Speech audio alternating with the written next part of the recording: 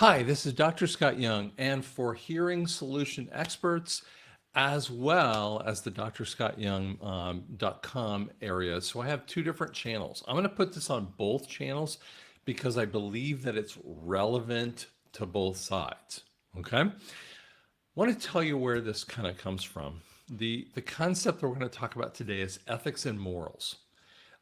This is so misunderstood, it's not even funny. But let me tell you the start of this concept in the field of audiology, just like it is in every other business realm.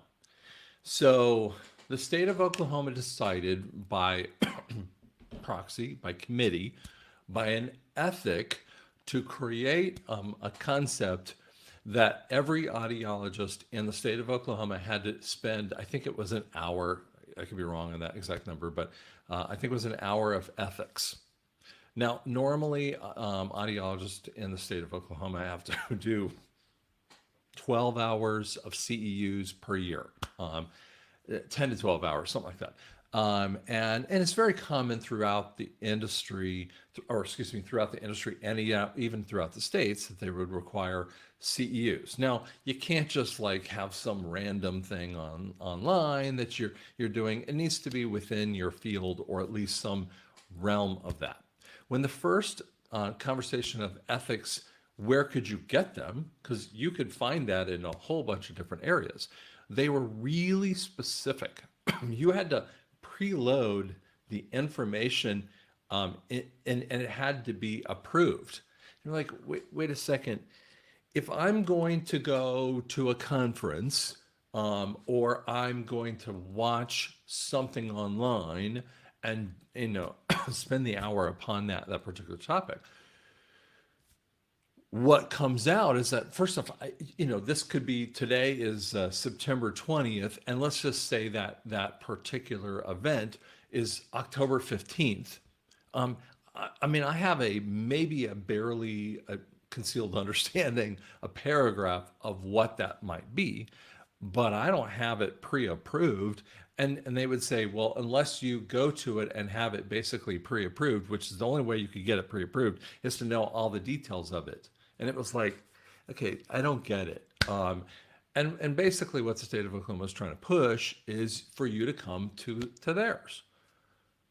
Now they've opened it up a little bit more because there was probably a lot of complaints. The very first one was done down in Oklahoma City. So I'm driving from Tulsa to Oklahoma City, and I'm frustrated because I'm having to spend half a day, out of the clinic, to deal with this one case where I could have done it within another conference that I was going to or other ways. Fine. So I'm there, but I'm asking myself, like, wait a second. If I don't have any morals, will I really have any ethics? Or I'm just following along because I have to in that way. So really, are you infusing ethics within me? This came up again. And I mean, I was complaining about that, right? And excuse me, a little bit stuffed up here. And my staff, I mean, I was being a little bit loud, with my staff around me. I saw a guy that I know very well, and many of you in the field know who he is. And he is a great speaker. And he comes in the room, and he is not but 3-4 rows, and this is a big old nasty 450 auditorium. He's not 3 or 4 rows behind me, and he literally says the same thing. Now, I know he has the same basic philosophical nature that I have.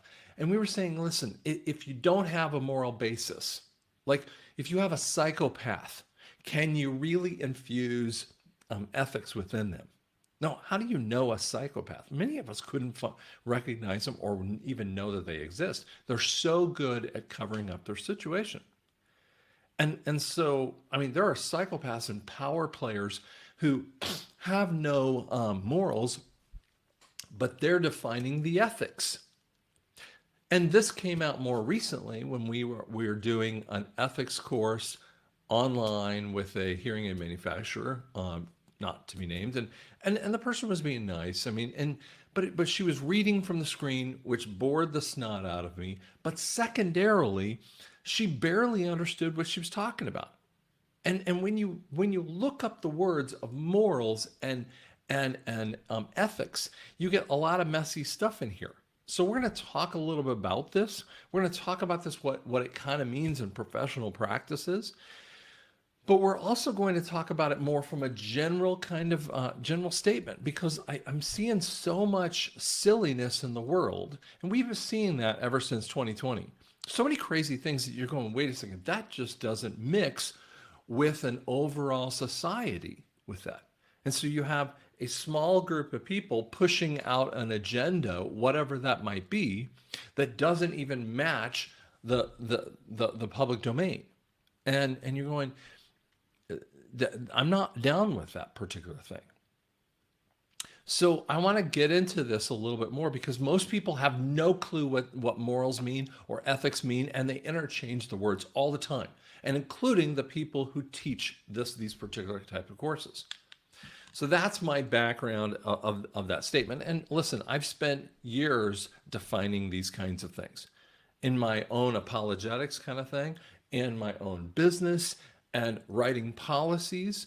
And what you have to understand is ethics are just part of policies of a smaller group, whereas morals have a more globalized or a larger sense group. So let's get into this. And, when you see these words of integrity, business, right, definition, values, principles, and you're like, I don't even know how to put them. And then you read online and you think that you've got it down, and the answer is you haven't got it. And because there's so much obfuscation all the way through and through in this stuff. But let me throw out a couple ideas to you. Morals tend to be, and I'm not trying to push one religional type, but morals are God's codes for a basis of man's interpretation of wrongs and rights. Okay. Now, evil is a profound, immoral, or malevolent or wicked act. So sometimes we pull in that evil card and whip it out and throw it at someone. And I'm like, wait a second, you were talking about what my ethics were. Now, ethics are man's codes for wrongdoings that we might do. Now, that's a very heavy generalization, and we'll break these. Some people float from evil to ethics to morals, and evil, ethic, and morals, and then it comes up in the political sphere. And by the way, do you know that most of the here's the funny thing that most people don't realize: the three-letter agencies are underneath the executive branch, and many times the executive branch of our government, of our federal government, tells the legislative branch what to do. They tell the congressional or the House branch what to do. And the House is supposed to create the laws, and then the president or the governor, and this is the same kind of thing that happens in a state thing. So in Arizona or whatever, you've got a state House and Senate that will confirm it. Two different bodies that will look at that law, and they will adjust it as they go through, and they're democratically rising that thing up. It sends up to that governor, or in essence, the federal thing, to a president. But here's the other thing. The legislative body gets to interpret that and can smack it down and say, no way, it doesn't even fit, right? So those are what's called laws. Now, they still have to be defined within what we would call morals. Ethics aren't even on the realm of legal issues or moral areas with that too. Let me give you an example. Moral areas are murder. Someone murders someone. But see, some people then expand murder, and you hear this by lawyers all the time. They obfuscate with this. Well, he murdered him. Well, can I give you an example of that? I used to say to my patients years and years ago that when a cricket comes in the door and you hear this, that little annoying sound, go smash it, right?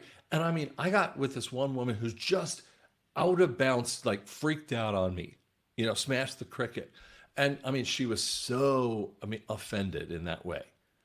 And then I finally, like, I changed the wording when I was talking about a fitting of a hearing aid because you could hear that kind of sound, and I was like, "Oh, okay. Well, you just shove it out the back door." She's, "Oh, okay, that's fine." With that too, and yet because what she was doing is rising the conversation of smashing a cricket to murder. Now, that's a hyperbole. That's a out of bounds kind of conversation that some people want to go with. But we see this in small groups, in these small lobbyist types of groups, and they come through as power players. And they, whether you agree with them or not, they'll come through and they will push agendas and they will change the legal or the moral kind of codes on that kind of stuff. And yet the body, when we call it the body politic, which is actually the group, for instance, in America, they're going, hey, wait a second, that doesn't fit with anything.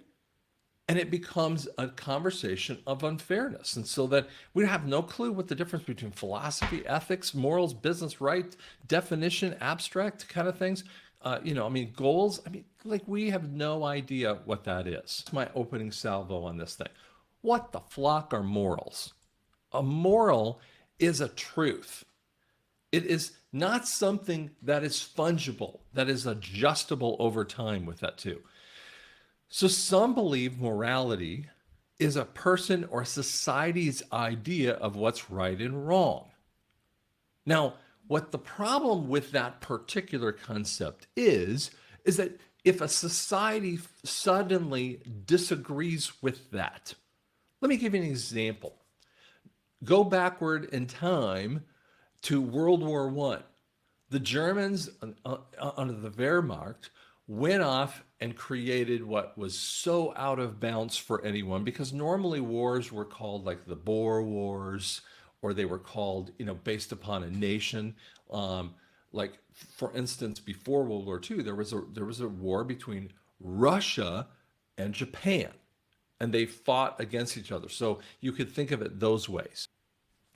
But when you had World War I, it changed the rules because then they had this globalized war, messed with everyone.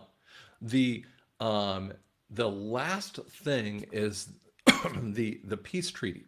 Now that peace treaty comes out, and it is very difficult for Germany to handle the peace treaty because it put all of the onus for payment through Germany and dropped them into an absolute, and in those embers where they couldn't pay the bill, and in those embers rose up something called Nazi, or a very ugly fascist regime.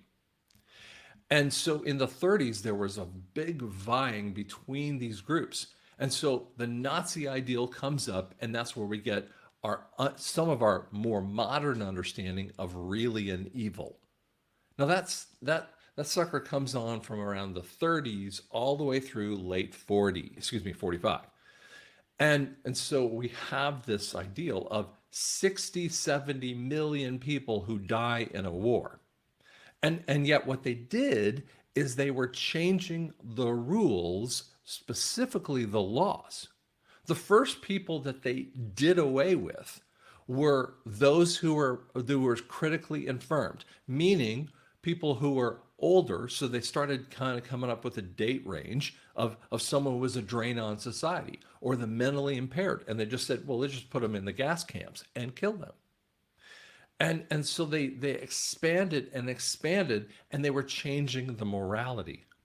That's why you can't have a society's ability to talk about right and wrong, because then what you have is a small clique that will change the laws that are fundamentally abhorrent to the whole. Others stipulate that it's an idea or an opinion driven by the desire to do good. Now, we see this today from 2020 to 24. There is this massive chasm between groups of people who go, well, that guy is a moral evil, and this woman is a moral evil, and back and forth with this kind of thing. And you're going, well, and here's the point. It's an idea. It's an opinion. In the Greek wording, because if you go into a Greek wording, it's really interesting. Opinion actually is closer to lie than it is a veritas statement. Veritas is one of the Greek words for truth. There's a whole bunch of them, right? And veritas actually it has a scientific nature. So for instance, if I have a theorem and I'm going to verify that theorem by placing, the chemicals through the test, and we come out with an answer, right? That's how it works. But when we have opinion, well, Scott's opinion of what the desire to be good could be like totally psychotic, right? Versus another person's opinion, and then it becomes like this, oh, well, we just have no idea. And yet that's what people think morals are. Real morals come from outside of oneself. They're not fungible, which means changeable. In reality, this has been going on for a very long time, literally hundreds of years, that we've been fighting with this, which causes these crazy and unbelievable wars, because we don't even have an understanding of what morals are outside of yourself. Because then Scott can make up all the rules, and then Judy's sitting over there going, "Hey, that's not a good rule." And then if she's elected to office, in essence, she gets to make all the rules. And that's what we call democracy. And yet, because someone does it democratically does not mean that it's we have to follow that particular law or moral. In America, we have this thing called the Constitution. And so we fulfill it by the Constitution. And so we have an outside of the box conversation that actually is the controller, that we need to filter the court systems, the Congress, the Senate, the presidents, and all the other whatevers, including the people, through that one filter called the Constitution. Other nations call it common law. And it does come from, I'm going to tell you the truth, it comes from biblical kind of nature with that too. And that might be offensive to you, but it is where those things come from. So in history, we've been persuaded by those moralities, and they're not vague. They would tell you what is murder with that too. And it actually kind of hits into the heart of the person with that too. And that's why, you have this really fundamental disdain with morals. And so they have to dress them down, in essence. Okay. Instead of the suit and tie, they have to reduce the nature of that. Okay. Now, righteousness. This is going to be, and I'm not trying to be biblical here. I'm just telling you what righteousness actually means in this. And see, because it actually defines some of the laws and the morals with that too. Righteousness actually means, in the Greek terminology, equity. That I would have equity with another person. That brings me into a balance of that. It means to be completely justified. And when we go to court, we want to be justified. We want to find the just answer to that. Did that dude do that crime? Completely justified, right? We're not just talking about fairness, which we'll kind of have a conversation about in a second. It needs to have purity in there, right? I mean, it needs to be more than just equity and justified, but we want to have some level of purity. And we have a small group of people. This is happening in our governments in the last several years, and we're going, wait a second, that doesn't even fit to it. You, small group, are telling the large group what we should do, and you're not even following, those common laws, for instance. Now, our righteousness, it's activated by faith, and faith is. Don't get too sideways on, the Christianity of that. But faith is actually is operated on by every single business owner in the history of the world. Do you know what business owners do? They put an ad out in a newspaper on an online thing or a whatever source. And so they do their marketing, and all that is based upon faith. They have faith that they have a good enough message that the people will actually respond to them in a positive manner and come in and purchase or do whatever they're looking for that person to do. Like, right. So we have faith. For instance, the iPhone just came out with the iPhone or the iOS 18. You have some level of faith that if you plug it into, now this is an iPhone 12, and if I plug it in my iOS 18 into the 12, that it would actually run. That's called faith too. And it's got to have a level of, wait a second, is it justified? And by the way, Apple and all these other companies are doing these really ugly things that, that they have levels of, oh, well, that's not a good enough phone anymore, right? And so you have to upgrade the phone. And they have this planned obsolescence that really doesn't have any equity. It doesn't have any justification for it. It's just they want to make money. And that's a difficult thing when we look at that. Now, ethics are a little bit farther down the line. Now, they are business decisions. They are, in essence, policy procedure manuals of a small group of people.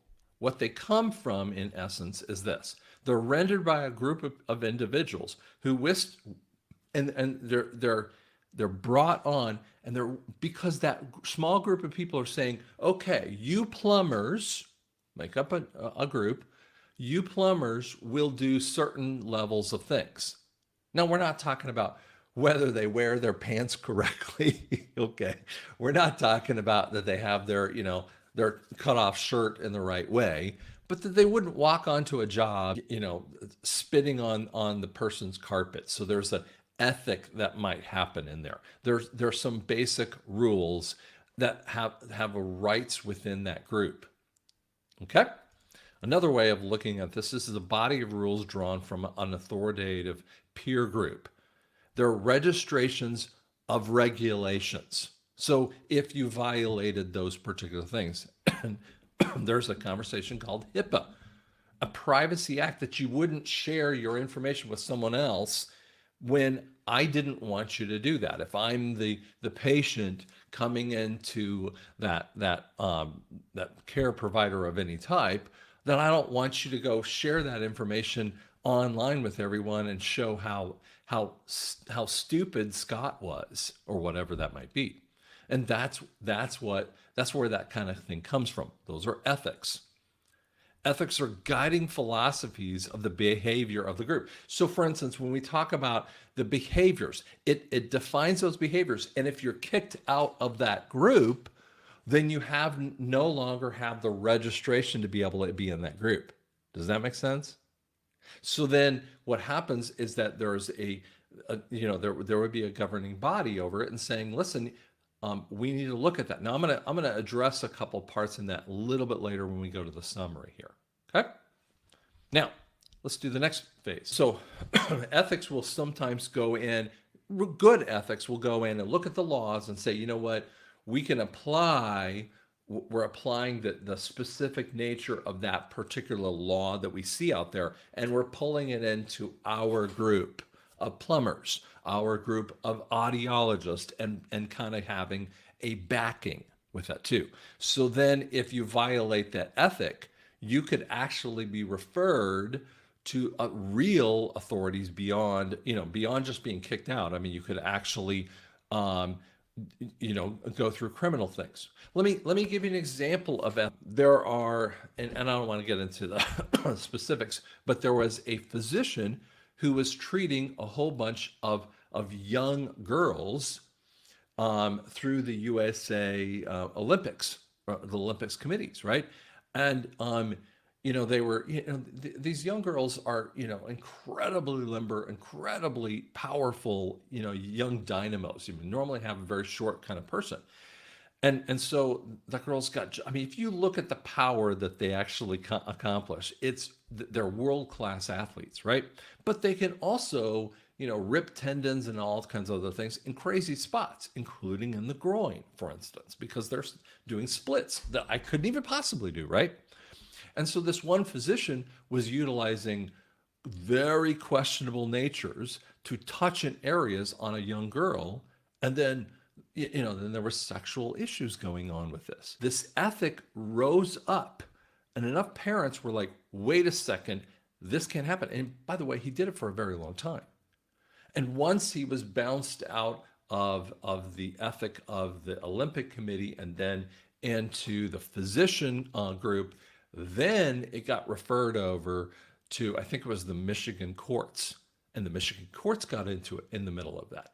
So now we just moved an ethic out to the legal nature, which violated the moral standards. And then, boo, man, now the guy's in jail for the rest of his life. I don't know the whole story. It doesn't really matter with that, too. But you can kind of see a progression that can come from what is an ethical ethical behavior that's violated to illegal to the moral. Okay? And we need to have those standards so that we know what we're looking at. Okay. Justification is how that we have the weights and balances in there too. We expect our court systems to follow within that thing. So it's rendered by one who is just. I mean, if you get a court judge up there and he or she are sitting up there and, the guy's like dealing drugs on the side or laundering money over here, that's not someone we need on the bench. Kind of thing. That's where it's coming from with that. It's rendered by one who is innocent. So that's why we have to have really high standards for those people. The innocent indicates the idea of righteousness, meaning having equity with your fellow man with that too, or woman. I'm just using a little overall point. And it has a perfect understanding of righteousness. What is that? What does that mean? It means that you can differentiate the differences between it. The word righteousness actually has, and it depends on the Greek word that you kind of come up with. And by the way, we utilize these words, and you think I'm just talking from Bible stuff, but those words we've stolen so many words over the years in English from Latin and Greek, Spanish, and all these other words that actually are collapsed and brought in. For instance, Latin actually instructs a lot of the law. And what righteousness does, it actually has something that audiologists think of all the time. It has the ability to discriminate between two different things, two different musical instruments. That's actually one of the basis of righteousness. Now, as a musician myself, and as someone who has near perfect pitch, and I used to have a 4.5 octave range. The average octave range is around 1.5 octaves a person. I used to have a 4 octave range. I'm probably down to 3.5 kind of range because of some other issues going on. But what happens is that I also very discriminating when it comes to pitches. Whereas the normal person might listen to someone who's just a little out of pitch and they might go, well, it's okay, but can't really identify it because of the way that hearing is. But it's how the right brain through the corpus callosum actually interprets it. But people who are musicians, I mean, they're over there freaking out, wanting to rip the guitar, wanting to sit the person down and fix that pitch so that it can be correct with that too. And that's the basic nature of that righteousness. So that, for instance, in this nature, the judge fully understands the level of the law and can apply it.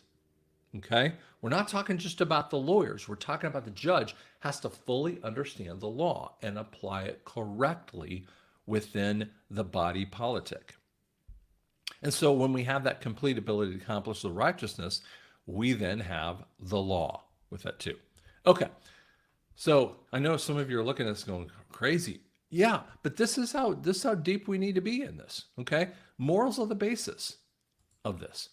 Morals define a society which are the basis of the laws. I just said that. Righteousness contains the nature of morals so that we know that, hey man, I can go to different places inside of this country and they're not going to mess with it from Colorado to New Mexico, for instance. Now, there might be a few changes. Let me give you an example.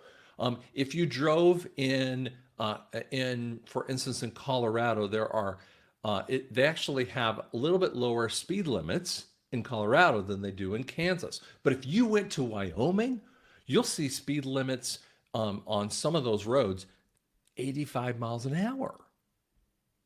That doesn't exist in Colorado because that's just what they have. So we're not talking about a moral level. We're talking about a regulatory agency that's kind of, giving a level of grace for that particular, place.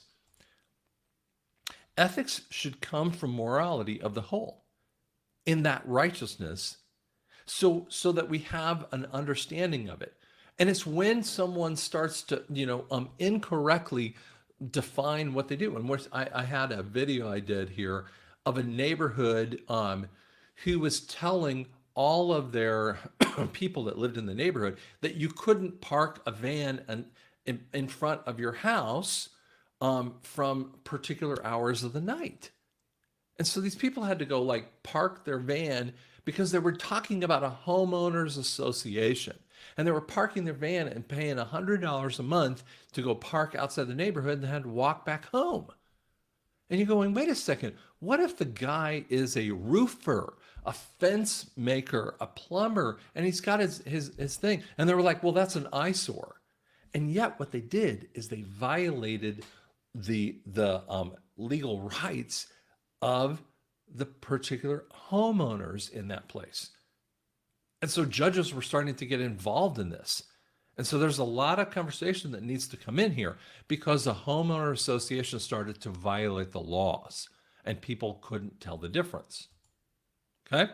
Justification comes by the basis of the laws under the morality.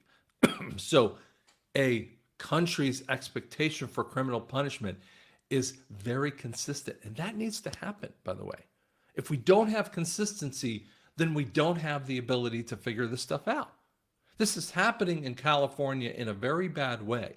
No matter what you feel, no matter what your particular, Democrat, Republican, conservative, liberal kind of nature. But when you say, and there are actual signs in San Francisco that says that you can steal up to $950 of items. Well, what if I got all of my friends together, my 10 friends, and I steal $950 and I keep it within that number and I do it in an orderly fashion? Well, now I just took out $9,500 out of 10 friends out of that facility. And basically I wiped them out. So how are they going to pay for that? And if it keeps happening over and over again, you can't get insurance to cover it. And so then they're leaving left and right because they decided that you didn't have to pay. I mean, they couldn't criminalize that particular person for $500 of steal. For people who walk in there and they don't ever steal versus someone who doesn't have a moral, internal moral compass, that's a problem. Okay? That's why we got to understand this a little closer. Now I'm going to hit this very quickly. I'm not going to get this, too heavy because we're already probably going, whoa. And many of you need to sit down and look at this. But there are things called natural freedoms. And this actually applies over in those ethics and morality. Natural freedoms are, your ability to marry who you wish, or live with who you wish, or live where you wish, for instance, right? I can live in San Francisco, and I can live in Oklahoma City, whatever that might be. And that's a choice that I might make. That's called a natural freedom that someone in a society has. Circumstantial freedom is a freedom to do something without coercion. Scott, you're going to do it this way, or I'm going to kick your butt, basically. That's the kind of idea that we have. And so, now it does change a little bit, depending upon the circumstance. And so we have circumstantial freedom. So we have some level of looking at it. Now, the coercion can happen from authorities saying, hey, that is a wrong thing to do. Now, we also have a fascinating one called an acquired freedom. That is when an American citizen puts down his or her citizenship, in essence, to go and fight in a war for, again, that body politic. So that is an acquired freedom. That it takes a higher level of morality to say, you know what, I'm going to lay my life on the line for a country that, is supposed to represent me. That's a fascinating one. And that should be defined inside of morality and ethics with that too. True freedom, though, actually comes from someone who can morally make a choice and can figure out through that moral choice and says, you know what? I don't care if I'm violating the ethic because it's violating the moral code. Now, that'll mess with you if you really thought about that one. Now, I'm going to hit this one kind of quickly too. Justice versus fairness. See, people ask this all the time. So, is the body or the group fully fair to all people in all situations? Heck no, they're not. They never have been. You're never going to have perfect fairness to every single person. And see, we keep trying to make things change so it's fairness. So, for instance, that $950, well, it should be fair because that guy is homeless and he should be able to get enough to feed himself or to clothe himself for that night. And going, yeah, but it's not fair for me who actually follows the laws and goes, it's wrong to steal. Does that make sense?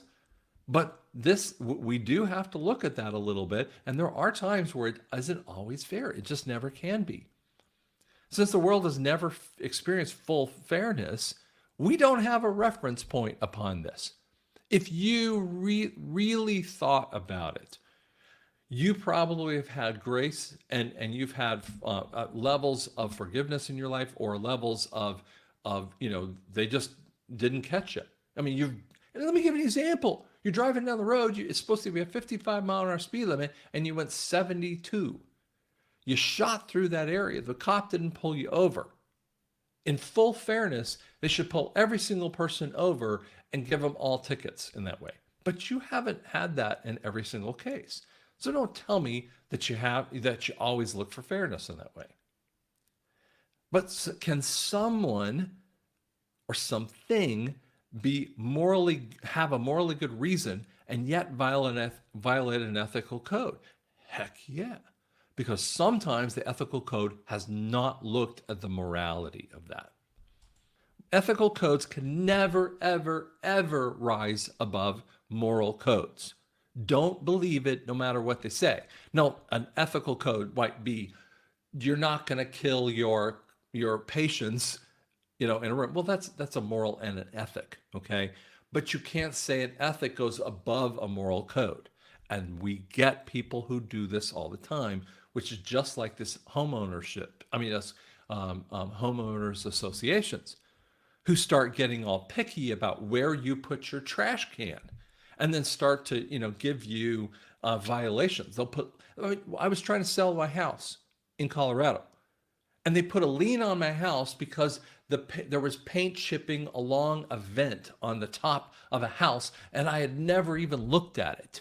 I couldn't sell my house. But if I looked down the streets, everyone else had little paint chips here and there. But they were going to put a lien on me. I couldn't sell my house unless I painted that. If they did it actually with true, equity out there, they'd have made everyone paint their house, including the people who were making up these ethics. Do you see it? This is a fascinating statement. Now I'm paraphrasing C.S. Lewis. We can't see the straight line because we're too dang close to the line. Like when you're driving down a road, there's a highway from Pueblo, and it goes westbound, and it goes through a couple fascinating areas called Highway 50, right? And if you looked at that road, you're kind of driving down it, and it looks pretty darn straight. But if you took a satellite view of that thing, you'd see the curvilinear nature of it. Okay? That's what C.S. Lewis is kind of talking about. And so sometimes we don't actually have great perspective upon things.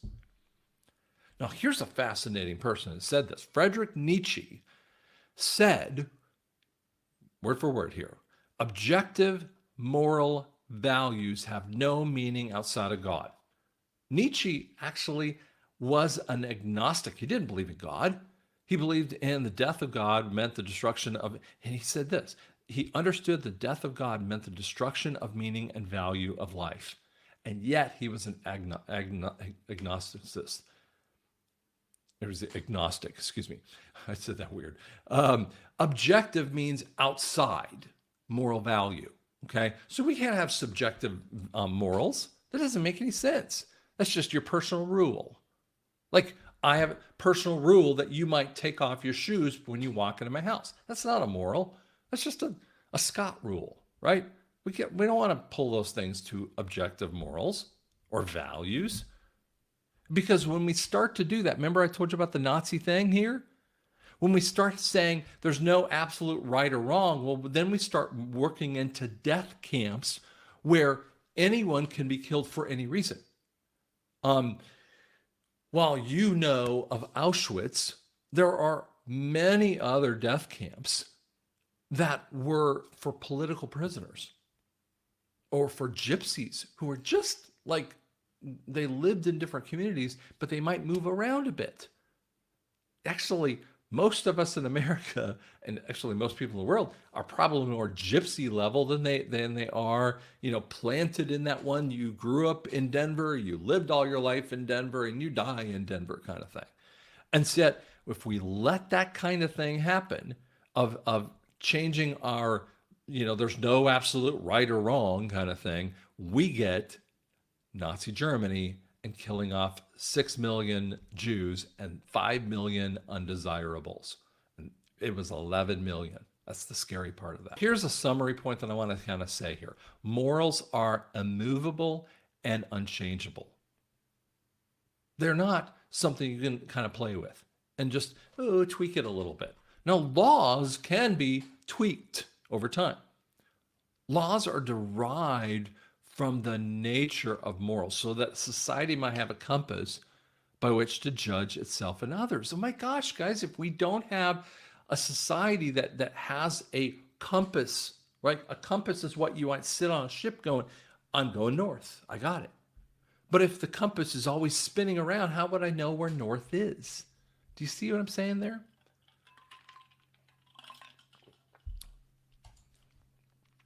Ethics are made for a small group of people. They can contain morality, but they're not morals. And sometimes you need to challenge the ethic of a group. And that's a big deal. Ethics should never rise to the level of morals. It disqualifies one from a society. And see, they'll go, oh, you're unethical. And then it disqualifies you. And you're going, wait a second, I didn't do anything wrong that anyone else wouldn't do. And see, that was one of the things that I've been having so massive struggles within the COVID kind of craziness. In the Tulsa area, which happened in many other areas, the idiot mayor, J.T. Bynum, said that private practices couldn't be open at the time frame. And yet I could go down to Walmart and go get my groceries. Why was Walmart higher in level and called an essential business versus an audiology practice?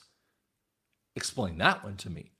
Because what he did is he created a regulation that was not gone through the body politic. We're specifically gone through the House, Senate, the House Judiciary points, all the way to the governor, and the governor signed it into law.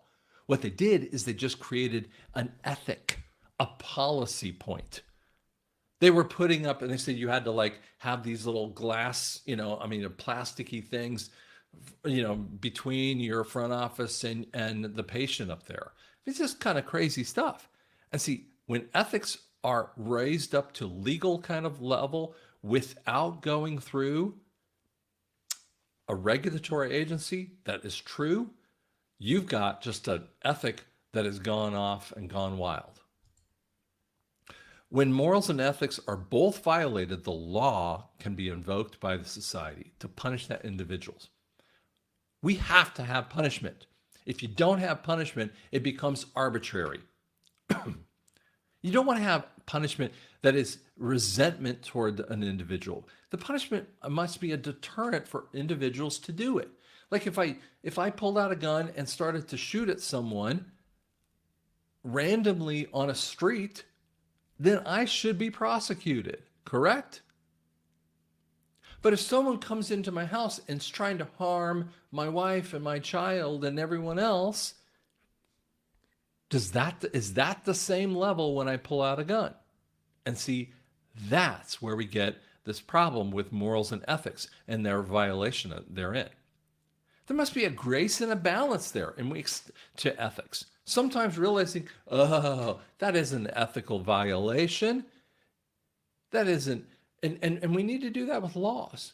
And when we realize that they haven't, those ethics or those laws haven't violated a moral code, then we shouldn't have this indiscriminate punishment just by a few people. And that's what we have today. We have that in Congress and Senate and presidency. We have that in different states out there that come up with their own way of doing it. And people are going, hey, man, this isn't right. And what they're saying is that it isn't righteous. And when they say righteous, they're saying an equity. It doesn't have equity in there. We're not just talking about fairness. It doesn't have any equity. And there's no balance in there. Guys, I know this was a big, nasty topic in here. I don't mean to make it, too crazy, but I want you to spend some time upon these. Every single American, and frankly, every single Australian, every single person in Spain needs to answer these questions. And we need to tell governments, no, you are not violating my moral. And we need to be a part of the solution to governments to tell them, you cannot do that. Because they need to fit within the moral structure of that place. And by the way, there are morals that rise way above their silly ethics and their silly laws. And we need to, knock those down in different ways. So that's really important. And we need to be thinking about that. And that's the level of when ethics, we don't have a clue what we're talking about. Because ethics are just a policy procedure manual. Hope that helped you out. Thanks so much.